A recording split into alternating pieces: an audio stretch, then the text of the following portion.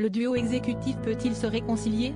Déjà au cœur de tensions depuis la crise des retraites, Emmanuel Macron et Elisabeth Borne viennent à nouveau d'exprimer leur désaccord en public. Mardi, lors du Conseil des ministres, le président aurait en effet passé un savon à la locataire de Matignon, pour ses récents propos sur le RN. Il lui a mis un scud, témoigne un membre du gouvernement dans Le Parisien.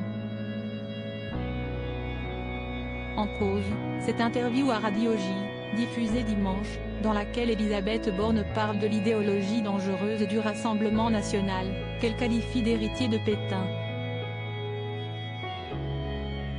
Emmanuel Macron ne cesse pas d'attaquer frontalement à la première ministre, qui n'aurait pas réagi, mais il a rappelé que la stratégie à adopter pour lutter contre Marine Le Pen était de l'attaquer par le concret, et non en utilisant des mots des années 1990 qui ne fonctionnent plus.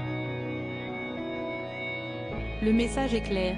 C'est être naïf que de croire qu'il suffit de citer Pétain pour faire fuir des électeurs, cingle un ministre cité par le quotidien. Ça n'a même jamais marché. Borne a fait de la politique à l'ancienne.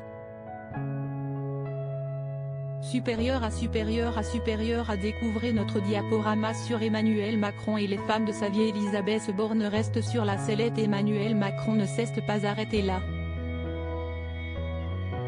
En évoquant le récent succès de l'extrême droite aux législatives en Espagne, le mari de Brigitte Macron fait une nouvelle allusion aux propos d'Elisabeth Borne, que Marine Le Pen n'a pas tardé à dénoncer.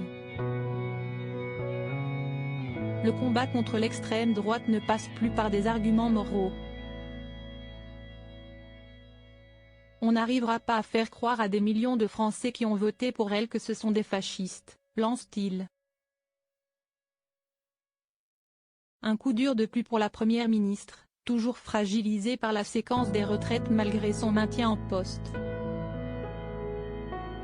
Ce week-end, un nom a même ressurgi parmi ses possibles remplaçants, celui de Richard Ferrand, ex-président de l'Assemblée et fidèle parmi les fidèles d'Emmanuel Macron.